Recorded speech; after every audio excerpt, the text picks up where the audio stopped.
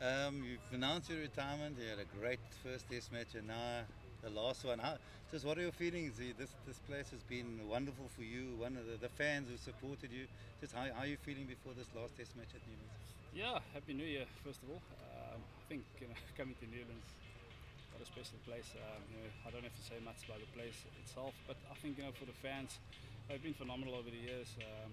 Being a homeboy here, having started my career in 2003, and you still see the same old faces coming, coming week after week, and supporting me and supporting us as a team. I think this is a phenomenal place. Yeah, it's emotional. It's going to be emotional, but I think at the end of the day, we've got a job to do, and I'd like to finish off on a high. So, yeah, putting all those things aside, I'm really excited about this. We've had a good start up in Pretoria, so hopefully we can keep the momentum and take it through this test match, and then obviously finish off on a high.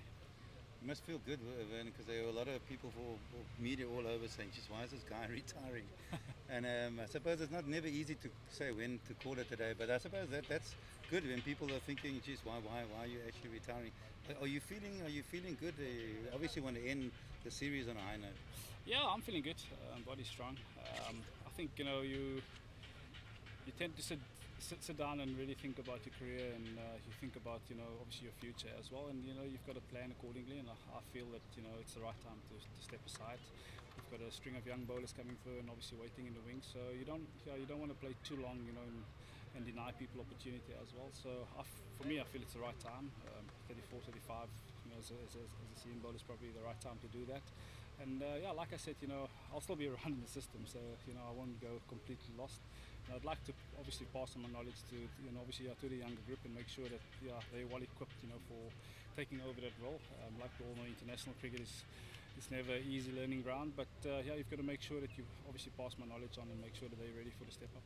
That is something. Is that something you can see yourself getting into coaching? Because your skills are so unique, and I mean, how are you going to fill? You could Dale Steiner, but now Vernon Philander. Is that something? I mean, because it's a special skill that you've learned that you could teach other younger bowlers. Yeah, absolutely. I think I'd like to see myself probably more in a mentorship kind of role. To make sure that guys really understand the game. I think that's the most important part. I look at our first class structure, and sometimes I ask myself, do the guys really understand the game? And I think that's the first part to greatness, is to really understand what you have to do and what you have to achieve. Being out on the park. So I think probably more from a mentorship kind of role. I'd like to get involved and impart more knowledge, and make sure guys learn a lot quicker to make it step up to the next phase, and whether that be franchise cricket or international cricket. So you've had so many highlights here, then. Just some of the ones, obviously your debut, whatever. Just some of the highlights there, of the many highlights that you've had here that stick out at Newlands. Yeah, I think this place has been good to me. I think if there's one that I've got to pinpoint, is probably the one against Australia, the test match. To turn around a game like that, it's probably unheard of. We were with our back against the wall, and to come around and to bowl them out in the third innings for 47, and then to win it by 9 wickets is just something special. And look, I think you sit back and you look at things, and a lot of accolades go to certain players, but I think it's a team effort more often than not. There's no chance that one player could do it all by himself, and I think I'd like to credit all the players that stuck by my side over my time.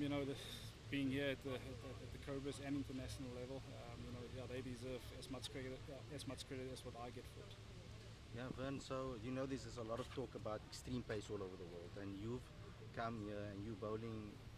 Obviously, as you get older, you bowl a little slower than you used to, but you still get an amazing amount of wickets. Just explain that to some of the people out there that can't reach maybe that level of pace, but what's key to your bowling?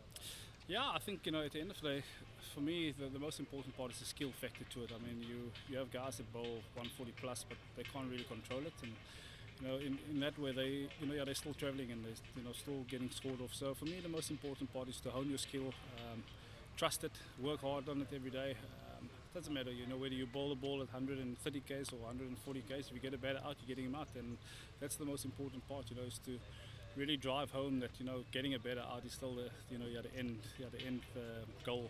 As a bowler. I mean, obviously, if you have a bit of pace, you can get away with a bit more. But in saying that, I think for me, hovering around the 130 mark and being a skillful bowler, it's probably more threatening than a guy bowling 140 and doesn't know where he's landing it. And with regards to T20 cricket now, it's affected Test cricket. We've seen in the first Test, we've seen people bowling backhand deliveries, slower deliveries more often. How has it affected? Do you think that is the reason why people are trying so many different variations now in Test cricket? Yeah, look, I think you're always going to find ways. I suppose, in the modern day, we look for that solutions a lot quicker. And I'd actually like to encourage bowlers to hone on your actual skill for a bit longer.